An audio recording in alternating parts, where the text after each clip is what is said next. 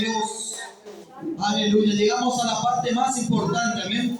La palabra de Dios, amén. Pero antes quería dar la bienvenida al evangelista José y a su familia, amén. Que Dios le bendiga. Nos hemos pasado volando en esta nota, sabemos, amén. Le queremos dar la bienvenida en este lugar, es más que bienvenido. Yo le veo por primera vez, no sé si ya vino, pero con un fuerte aplauso, él va a traer la palabra en esta noche, amén. Gloria a Dios. Gracias, Jesús. El Señor estará hablando a su pueblo, amén, a través del siervo del Señor. Gracias a Dios. Amén.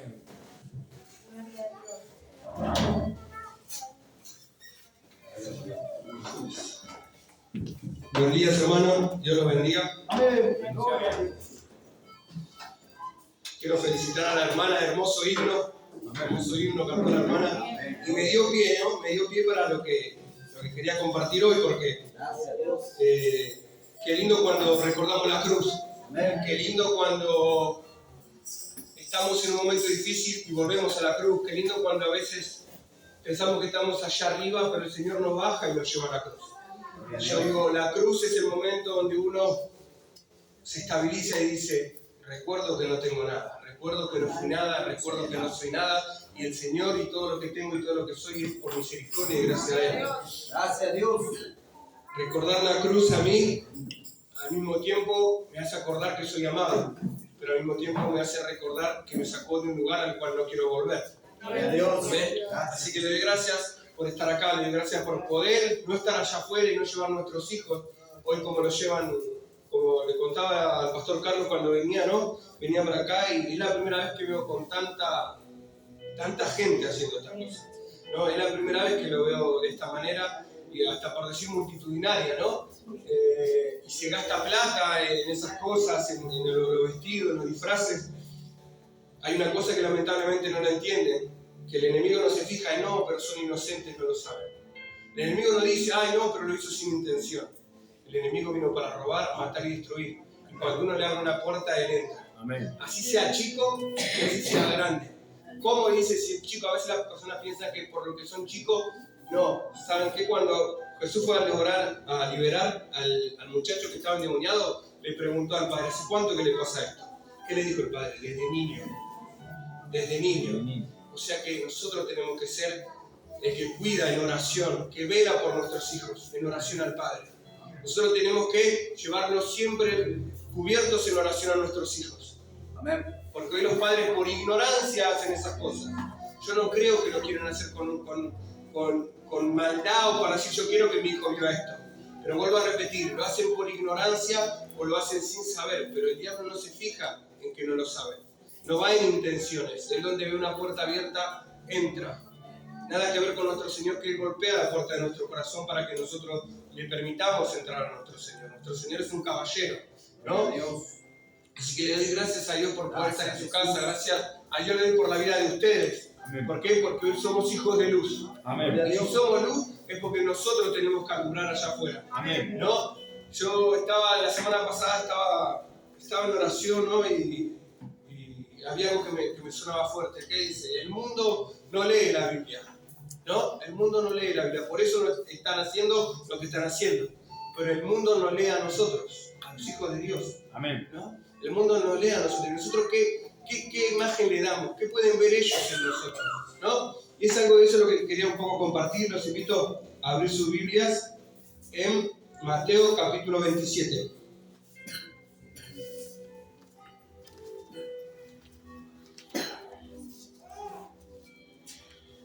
Amén. Gloria a Dios. Mateo capítulo 27, versículo 38 en adelante. ¿Lo tienen? Amén. Sí. Al hermano Fabio vos ya lo conocía, ¿no? Sí. ¿Yo, Carlos? Sí, fue conocidos allá. Una reunión de células. Sí, hermano Fabio. Después estuvo acá cuando hicimos... Claro, sí, ya lo conocía. No se me acuerda del hermano. Hermosa familia, lo felicito. Amén. Fabio. Mateo capítulo 27, versículo 38 dice: Entonces crucificaron con él a 2 ladrones, uno a la derecha y otro a la izquierda. Y los que pasaban le injuriaban meneando la cabeza y diciendo: tú que derribas el templo y en 3 días lo edificas, sálvate a ti mismo. Si eres hijo de Dios, desciende de la cruz. De esta manera también los principales sacerdotes, escarneciéndole con los escribas y los fariseos y los ancianos, decían: a otros salvó, a sí mismo no se puede salvar. Si es el Rey de Israel, descienda ahora de la cruz y creeremos en él. Confío en Dios, líbrele ahora si le quiere, porque ha dicho: soy hijo de Dios. Lo mismo le injuriaban también los ladrones que estaban crucificados con él. Amén. Y hasta ahí vamos a leer, ¿no? Uno va a la escena de Jesús crucificado y uno dice: ¿en qué momento llegó a pasar esto? Porque Jesús, cuando habla en los evangelios, que cuando Jesús iba y predicaba y sanaba, entre 4.000, 10.000 y 15.000 personas estaban atrás de él, que venían de otras ciudades, dormían por 3 días, lo seguían a Jesús para ver lo que él hacía y cómo él predicaba, ¿no? Se maravillaban con la autoridad que él hablaba. Pero la Biblia nos relata algo. ¿Saben qué nos relata? Que cuando él estuvo en la cruz, dice que los mismos discípulos de él se fueron. Habían quedado Juan, la madre, y María Magdalena. De esos 4.000, 5.000 o 10.000 personas que seguían a Jesús, ahora era la madre, la que él había sacado 7 demonios, Juan, y nadie más. Ahora, yo digo, ¿qué veían los demás? ¿Qué veían las demás personas? Acá lo que leímos recién dice que todos los que pasaban, dice, y los que pasaban le injuriaban meneando la cabeza diciendo: tú que derribas el templo en 3 días y lo reedificás en 3 días y ahora estás clavado en la cruz. ¿Qué veían esas personas? Digo, ¿qué veían ahí? Veían a un dicho profeta que decían algunos que estaba muriendo, un hombre común que estaba siendo crucificado sin nada. ¿Qué veían esas personas que dice, los que pasaban decían esto? El sumo sacerdote, Caifás, Anás, que estaban en ese momento, que conocían las escrituras, ¿qué veían? Veían uno más que decían: ¿por qué no te bajás y te salvás a tú mismo siendo hijo de Dios? Ahora, esas personas miraban lo que tenían enfrente, miraban un hombre lastimado, crucificado, ya que le faltaban pocas horas de vida, pero no podían ver el Mesías que habían visto, un simple pescador como Pedro, porque Jesús, cuando ve a Pedro, ¿qué le dice? Pedro, ¿quién decís vos que soy yo? Y él, ¿qué le dijo? El Hijo de Dios, mi Salvador, el Mesías, el que había de venir. Un simple pescador podía ver a Jesús, podía ver el Mesías, podía ver el Hijo de Dios, pero estos que conocían las Escrituras solamente veían un hombre y encima lo cargaban. Vamos a decir, encima lo verdugueaban, vamos a hablar como hablaban hoy, le decían cosas, pero ellos conocían la Escritura, eran sabios, eran doctos, los escribas, estudiaban la palabra, pero ellos veían un hombre crucificado, veían a alguien que no tenía poder, le decían: bajate. Las personas que seguramente lo siguieron, ¿qué estaban haciendo ahora? Blasfemando el nombre de Jesús, diciéndole cosas, diciéndole: ¿por qué no te salvas a ti mismo? Bajate. Ahora, en un momento ellos le dicen: vos que dijiste que si se destruía el templo, lo ibas a edificar en 3 días, y en ese momento yo me di cuenta de algo cuando leí este pasaje, ¿no? Ellos estaban viendo lo que estaba delante de sus ojos. Ellos estaban viendo a un hombre ensangrentado, pero no veían esas escrituras que decían que el Hijo de Dios iba a ser entregado a pecadores. Ellos estaban mirando lo que veían delante de sus ojos, pero no estaban mirando el mensaje profundo que entregaba Jesús acá, en todo el tiempo que estaba entregando. Porque si hubieran visto a Jesús, como dice la palabra, si hubieran visto que era el Mesías, no lo hubieran crucificado. Por eso Jesús muchas veces también, cuando hacía milagros, Jesús cuando predicaba o sanaba a las personas, le decía: miren, no digan nada, váyanse sanos, pero no digan nada. A otros le decía: sí, proclamad como al endemoniado, pero a otros no. Entonces uno dice: Señor, ¿qué veían en esa cruz? ¿No? ¿Qué veían? Miraban lo exterior, como digo, lo que ven las personas. Las personas se pierden por falta de conocimiento, dice la palabra. Las personas hoy no leen la Biblia, pero nos leen a nosotros. Ahora, mi pregunta es: ¿cómo estamos nosotros? Hoy no quiero hablar un poco de nosotros, quiero hablar un poco. ¿Por qué? Porque el mensaje de Jesús siempre molestó. Por eso lo crucificaron. El mensaje de Jesús siempre fue el corazón, no fue a lo exterior. ¿Y en qué me quiero basar? Cuando él le dice: vos querés decir que podés edificar el templo en 3 días, nunca estuvo hablando del edificio. Nunca estuvo hablando del templo, que si lo derribaban él iba a construir en 3 días como un albañil. Él estaba hablando de su propio cuerpo, hablando de su crucifixión, hablando de que sí le iban a matar, pero al tercer día iba a resucitar. Él estaba diciendo cuando le decían, ¿vos qué estás diciendo? No entendían, veían todo superficial, pero Jesús le estaba diciendo, ustedes me van a matar, pero al tercer día yo me voy a levantar. Amén, gloria a Dios. Y no va a ser un templo de una pared, de otra pared, de 4 paredes. El templo, ahora más, va a ser ustedes, porque yo voy a vivir en ustedes. Amén, sí, sí. Ahora el templo somos yo, vos. Ahora el templo somos nosotros. Amén. Ahora el templo ya no es más en lugar de 4 paredes. El templo de Jesús es el mismo. ¿Saben que yo me enamoro cuando leo de Jesús? ¿Saben por qué me enamoro cuando leo de Dios desde Génesis hasta Apocalipsis? ¿Saben por qué me enamoro? Porque veo un Dios que no buscaba un templo grandote ni majestuoso como el que le hizo Salomón. Él vivía en tiendas de campaña, él le hicieron una tipo carpa con tiendas y el arca de pacto estaba ahí adentro y él se movía en el desierto. Cuando David le quiso hacer a Dios un templo, le dijo, no, yo alguna vez le pedí a uno de los jefes de las tribus que me hagan un templo. Yo no le pedí a nadie eso. ¿Por qué? Porque el Señor quería morar en medio de su pueblo. Y hoy mora en medio de nuestro corazón. Aleluya. Gloria a Dios. Pero ahora casualidad, que no es casualidad cuando le dicen, ¿y vos que el templo tuyo lo reedificás en 3 días? Y él estaba hablando del templo. Quiero que nos vayamos un poquito también a esa parte, que por qué Jesús dice eso. Y eso está en el libro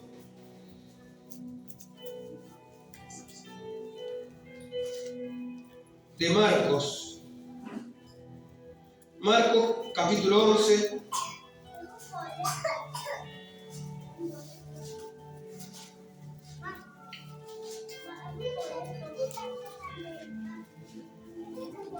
Amén.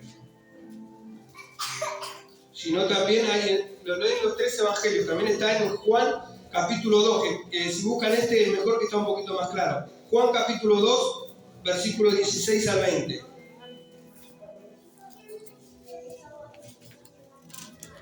Amén. Que es cuando Jesús dice esta palabra del templo, ¿no? Juan capítulo 2, versículos 16 al 20. Y dijo a los que vendían palomas, quitad de aquí esto, y no hagáis de esta casa de mi padre casa de mercado. Entonces se acordaron sus discípulos, escrito está, el celo de tu casa me consume. Y los judíos respondieron y le dijeron, ¿qué señal nos muestras, ya que haces esto? Respondió Jesús y le dijo, destruid este templo y en 3 días lo levantaré. Amén. Es ahí donde él le refiere esto. ¿Pero por qué le refiere esto? ¿Por qué le refiere esto? Diciendo, en otra versión dice, ustedes de mi casa de oración hacen cueva de ladrones, ¿no? Que ahí es donde dice Marcos 16, que yo se lo voy a leer. Dice, vinieron pues a Jerusalén y entrando Jesús en el templo comenzó a echar fuera a los que vendían y compraban en el templo. Volcó las mesas de los cambistas y las sillas de los que vendían palomas. Y no consentía que nadie atravesase el templo llevando utensilio alguno. Y les enseñaba diciendo, no está escrito, mi casa será llamada casa de oración para todas las naciones, mas vosotros la habéis hecho cueva de ladrones. ¿Y saben qué dice el otro evangelio? Que Jesús armó un azote para azotar a esas personas. Para azotar lo que habían hecho de la casa de oración una cueva de ladrones. Y yo digo, ¿cómo un Dios de amor? Un Dios de perdón, un Dios de misericordia, un Dios que lo mismo que le iban a clavar la lanza, lo mismo que le pegaban, lo mismo que lo bofeteaban, lo mismo que lo injuriaron. Él le decía, perdonalos porque no saben lo que hacen. Pero de repente Jesús armó un azote y le empieza a pegar y a echar fuera y a volcarle la mesa a todos esos cambistas. Y hay una razón sola, y ya lo había dicho Jesús antes que pase esto. Ya lo había dicho Dios. ¿En qué momento de los profetas dice, el celo por tu casa me consume? ¿No? El celo de Dios por su casa lo consume. Porque el celo de Dios por su casa no es por hacer dinero, no es por lo material, no es por aún esta iglesia que está hermosa, pintada, que esté pintada. A Dios le interesa a ustedes que están acá adentro. Amén. A Dios, y Él tiene celo de nosotros. Él tiene celo, así como tuvo celo por el templo en ese momento donde se oraba, se buscaba, se hacían sacrificios al Señor, hoy tiene celo por vos, hoy tiene celo por mí. ¿Y saben dónde lo dice también? Dice Efesios capítulo 4, versículo 30, ¿saben qué dice? Échense de ustedes toda ira, todo enojo, toda gritería, porque contristan al Espíritu Santo. El Espíritu Santo que está en nosotros tiene celo de nosotros. Tiene celo de nosotros. Dios nos cela a nosotros. ¿Pero por qué? Porque nos ama. Dios nos cela porque nos ama. ¿Saben qué? Veo yo y la gente, y a veces nosotros mismos como hermanos, queremos aparentar cosas. Y a veces hasta en forma religiosa, no mal. Pero hablando de una forma religiosa, es que a mí no me hace cristiano estar con una Biblia abajo del brazo y un traje y caminar por la calle, porque después voy adentro de mi casa y la golpeo a mi señora. ¿De qué me sirve eso? ¿De qué me sirve maldecir a mis hijos con palabras diciéndoles sos un inútil, sos un tonto, nunca hace nada bien, y después vengo acá y me pongo a predicar acá? ¿De qué me sirve eso? Dios iba más profundo. Y yo digo, si Dios tiene celo por su casa de oración, si Dios tiene celo por ese lugar de 4 paredes, ¿cuánto más el Espíritu Santo va a tener celo por nosotros? Por eso Pablo decía, quítese de ustedes toda amargura, todo enojo, toda ira, toda gritería. ¿Pero saben por qué? Porque el enojo, porque la tristeza y porque la amargura son sentimientos. No digo que un día no nos vamos a levantar tristes, porque yo creo que a todos nos pasa que un día no nos levantamos como queremos, o por situaciones que vivimos. Nos levantamos de esa manera, tristes, a veces hasta puede ser enojados, pero no con un sentimiento, porque el sentimiento ya empieza a generar algo en nuestro corazón. Una emoción es, me pasa algo y me enojo en el momento. La palabra dice, enojados pero no pequen, airados pero no pequen, que no se ponga el sol sobre nuestro enojo, arreglenlo en el momento. Una emoción sí fluye algo en 1, 2, 3 minutos, 5 minutos, 10 minutos como mucho, pero no hagamos de eso un sentimiento, porque si yo hago de un sentimiento una amargura, vivo amargado. Si yo vivo amargado, vivo enojado, vivo triste todos los días, esto ya está generando algo dentro de mi corazón. Algo, el enemigo empieza a querer entrar por una puerta abierta por amargura, por enojo, y todos los días lo mismo. Nosotros los cristianos, los hijos de Dios, la palabra dice, Jehová mi pastor, nada me falta. ¿Qué quiere decir eso? Si yo lo tengo a Él, no necesito más nada. Amén. Para estar tranquilo y tener paz y tener gozo. Porque mi gozo no depende de una situación. Si entonces me va todo bien, estoy gozoso. ¿Me va todo mal? ¿Estoy triste? ¿Dónde está mi Dios? Después que murió en la cruz por mí, ¿qué más nos tiene que dar Dios a nosotros después de dar su vida, de derramar su sangre? El cielo no es porque yo estoy predicando, tengo la salvación más ganada que mi hermana. No, el cielo es un regalo que Dios te da por misericordia y gracia. Un regalo que no merecemos. La salvación la tenés porque aceptaste a Jesús como tu Señor y Salvador. Pero a veces queremos a Jesús Salvador, pero no queremos a Jesús Señor. Cuando lo declaramos Señor, es decir, Señor, quiero ser obediente. Ayúdame a ser obediente. Pero por ahí podés decir, no, pero que voy a ser obediente es muy difícil. Es verdad que el camino cristiano necesita ser valiente. Porque la Biblia dice que los cobardes no entrarán al reino de los cielos. Amén. Para ser cristiano tenés que ser valiente. ¿Sabes por qué? Porque hoy los demás, quizás todos tus amigos van por donde corre el mundo a disfrutar de una manera con alcohol, droga, mujer, o sea lo que sea, pero vos tenés que ir contra la corriente porque tenés tu familia que Dios te la dio para que la administres, para que entre al cielo con vos. Porque Él fue a preparar un lugar para tu casa, para tu iglesia, para tus hijos. Amén. Esto sí es valiente, cuando todos van para un lado y vos vas para el otro. ¿Por qué? Porque creíste en aquel. Y si vos te crees que sos débil, gloria a Dios porque sos débil. Porque en la debilidad Dios se perfecciona y muestra su poder. Porque Pablo decía, yo me glorío en mi debilidad para que el poder de Cristo resida en mí. Porque Pablo, el mismo, el que escribió más de la mitad de las cartas del Nuevo Testamento, primero hay una de Corintios, primero hay una de Tesalonicenses, primero hay una de Timoteo, Tito, Filemón, Gálatas, Efesios, todas estas que escribió Pablo, ¿sabes qué decía Pablo? Lo que yo no quiero hacer hago. Lo que no quiero hacer es que tengo una ley en mi mente, en el espíritu, y tengo otra ley en mi carne, y en mi carne quiero hacer lo malo, y lo que no quiero hacer lo hago. Pero en realidad lo que quiero hacer, y la ley que tengo de Dios acá, no lo hago. Eran como yo y como vos. Tenemos lucha en nuestra carne. Se nos hace difícil hacer a veces allá afuera. Pero cuando recordamos la cruz, recordamos lo que pasó, recordamos su sangre, recordamos que Él nos perdona, recordamos que cuántas veces le dijiste a Dios, Señor, no caigo más en esto. Y volviste a caer. Señor, voy a ayunar 3 días seguidos. Y al mediodía se hicieron una milanesa en tu casa y te comiste la milanesa. O a mí solo me pasaban esas cosas. Todo. Entonces, la misericordia de Dios se renueva todos los días, porque si no, no tendríamos que estar acá y yo no tendría que estar acá. Amén. Pero lo bueno es que entendí su gracia y misericordia, que estoy acá por misericordia. Porque Él me sacó de la oscuridad y me trajo a su luz admirable y empecé a ver cosas que no veía. Y hoy hasta veo cómo las personas están siendo atadas. Pero ¿por qué hoy traigo este mensaje? Porque hoy celo tiene Jesús y el Espíritu Santo tiene celo de vos. Él te quiere todo, no quiere un poco. Él quiere todo. Él no da el Espíritu Santo por medida. Cuando dice yo te doy el Espíritu Santo, no es que el Espíritu Santo hoy está hasta los tobillos. Hoy que venís el domingo a la iglesia está por las rodillas. Si haces ayuno está... No. El Espíritu Santo es una persona. que se contrista, que se alegra, que se goza con vos, que te ama, pero Él quiere todo de vos. ¿Y cómo hago para que me llene el Espíritu Santo? Si Dios quiere, me llena. No, Dios te quiere llenar. Dios quiere que vos seas lleno de su presencia. Pero ¿sabes qué? Para que seas lleno del Espíritu Santo, tenés que dejarlo. Tenés que decirle: Espíritu Santo, te entrego mi emoción, te entrego mi sentimiento, te entrego mi corazón, te entrego mi mente, te entrego mi enojo, te entrego mi ira. Y esas cosas que yo no tengo el control a veces, te las entrego a vos. ¿Saben qué? Si hay algo que me llamó mucho la atención y que daba vuelta yo en esto, que dice que Jesús entró con un látigo y echó afuera y no lo dejaba entrar más. Lo sacó, les tiró las mesas, dijo: por acá no entra más, ¿no? Y el templo tiene tres: el patio del templo, el lugar santo y el lugar santísimo. Los cambistas estaban en el patio, pero dentro del templo. En el lugar santo ministraban los sacerdotes. En el lugar santísimo solo ministra el sumo sacerdote. El sumo sacerdote solo ministra en ese lugar. Ahora, cuando el sumo sacerdote tenía pecado o estaba mal delante de Dios y entraba en el lugar santísimo, moría al instante.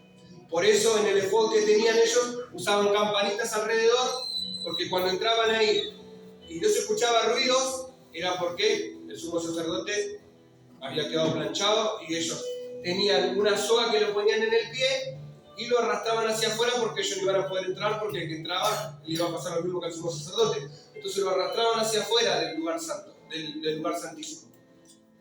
En el lugar santo ministraban los sacerdotes. Ahora, si nosotros somos el templo, como Jesús le estaba diciendo, que iba más allá y no lo podían entender, este templo, si ustedes lo derriban en 3 días, yo lo voy a levantar en 3 días. Si nosotros somos templo, ahora, yo digo, cuando leí esto, yo siempre tomo la palabra siempre para mí y digo: Señor, si hay algo en este templo, si sea en el patio, sea en mi carne, sea en mi mente, sea en mi corazón, o sea en mi alma, te pido que vos entres, los azotes y los saques.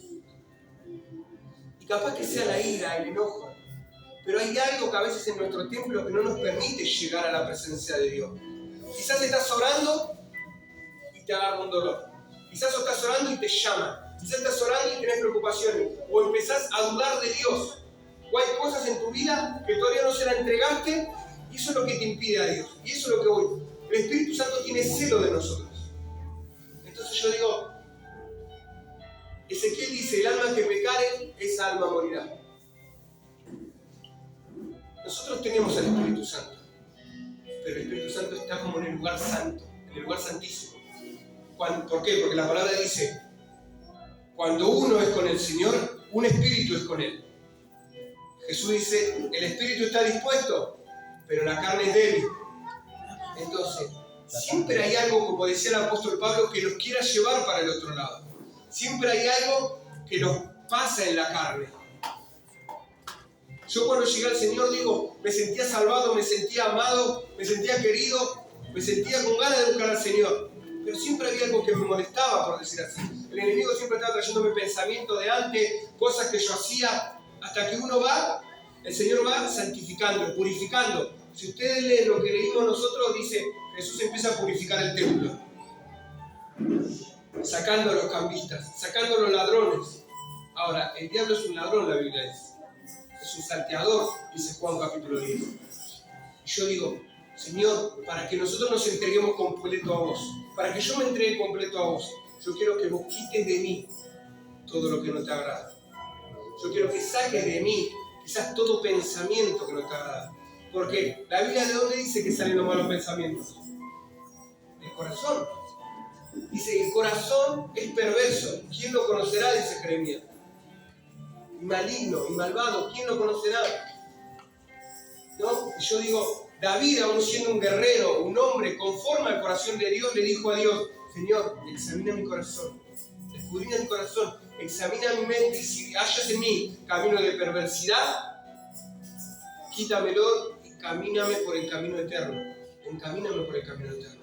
Qué bueno que podamos decir nosotros a diario, o si no es a diario, cada una semana, o Cada cuánto podemos decir, Señor, examíname. Y no tener vergüenza, y no decir, no, me siento bien. No, Señor, examina mi corazón, escudriñá mi corazón, examina mi mente. Si hay algo acá, sacalo. Porque yo me quiero entregar por completo a vos. Yo quiero entregarme por completo. Yo no quiero ponerme triste. Y miren el ejemplo, yo soy un apasionado del rey David, como de Pablo, ¿no? Pero en el rey David, ¿en qué? En que él derramaba su alma al Señor. ¿Cómo derramaba su alma? Él decía, en un momento dice, mi cama es las lágrimas de día y de noche. Él no tenía vergüenza de decirle, Señor, me siento mal, me siento triste. David decía, en un momento cuando tan amargado estaba, cuando tan triste estaba, él se hablaba, ¿a quién le habló? A su alma, diciendo, quizás estaba de luto, o quizás estaba pasando un momento difícil, ¿no? Pero un momento le dijo, alma mía, pará, deja de llorar, pará. ¿Por qué te turba dentro de mí? Porque aún he de alabarle. Mire, no muy hace unos días, uno tiene que hacer eso. Señor, estoy pasando un mal momento. Pero me tuve que levantar y decirle, Señor, yo te sigo adorando igual aún en mi mala situación. Y diablo, escucha bien porque no me vas a dejar en el piso, porque yo sigo subiendo ahí. Y yo sé a quién le creí. O sea, llega un momento que vos mismo tenés que decirte a vos mismo, pará de llorar, porque tenés un Dios grande y poderoso. Alma mía, sujetate a la palabra del Señor, porque no somos gente almática nosotros, porque no somos gente emocional, porque si vamos por emoción, traemos a un misionero que nos conmueve con las historias, las cosas que vive allá en misiones, y mañana si no, mañana nos vamos a África.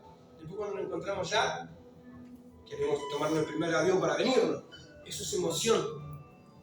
Pero cuando estamos con el Señor y Él nos convence y somos obedientes y vemos el llamado, y el Señor nos prepara, el Señor nos da el proceso, que los procesos son necesarios. Los procesos son necesarios. A veces son fallas nuestras.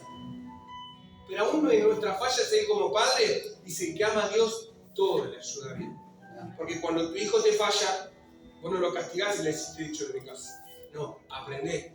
Cuando tenés un nene chiquito que va a tocar la olla caliente, le decís, no toqué. Y cuando quiere tocar, bueno, dejá que lo toque despacito para que después no vuelva a tocar, para que vea lo que pasa.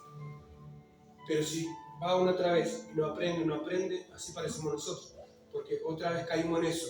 Y otra vez tenemos que aprender que el error nuestro nos sirva para aprender, para edificarnos.